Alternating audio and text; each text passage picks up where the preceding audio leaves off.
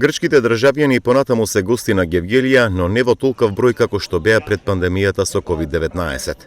Економската криза и поскапувањата во земјава го редуцираше нивниот број, иако секојдневно по гевгелиските улици може да се забележат грчки возила. Ги има по казината, маркетите, но најмногу пред стоматолошките ординации. Во Грција се поскапи стоматолошките и здравствените услуги. Втор пат доаѓам овде и сум презадоволен како од третманот, така и од цените кои што ги имате. Инаку поради кризата, генерално лоша е состојбата и во Грција.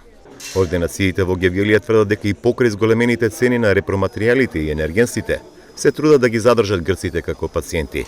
Доктор Томе Пипервалиев вели дека пред пандемијата доаѓале и за ситни интервенции, што сега не е случај.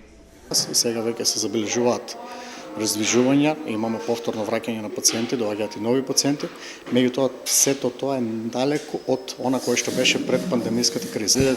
Кога ќе направите пресметката, кога ќе го додадете и патниот трошок, односно цената за горивата, изгубеното време, нормално дека не се исплаќа за оние ситни помали интервенции да доаѓаат.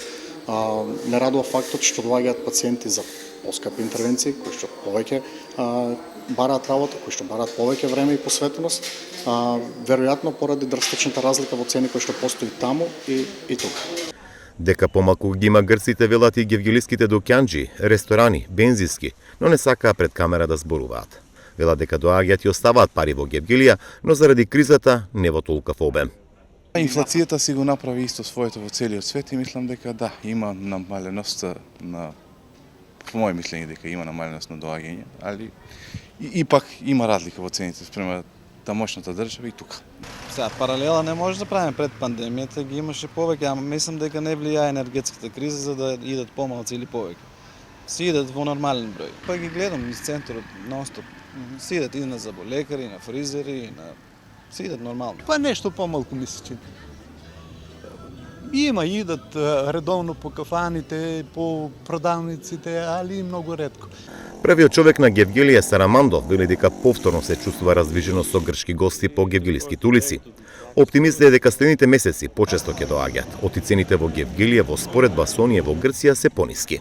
Видете сега на почетокот не може да биде со ист интензитет нивното присуство во нашиот град, но ако се знае фактот дека и тие имаат, да кажем, добра туристичка сезона ова лето, верувам дека особено сега во есенските и зимските месеци ќе доаѓаат, ќе оставаат пари тука и Гевгелија повторно ќе заживее. Заради местоположбата, речисите мали бизниси пред се услужните во Гевгелија зависат од доаѓањето на грците. Но последните економски случувања на глобално ниво во голема мера има влијание на посетата на овој пограничен град. Грчките државјани како посетители овде во Гевгелија доаѓаат, но не во толков обем и број како што беше пред пандемијата со COVID-19. Економската и енергетската криза предизвика да доаѓаат поретко, но и да оставаат помалку пари, велаат гевгеличани.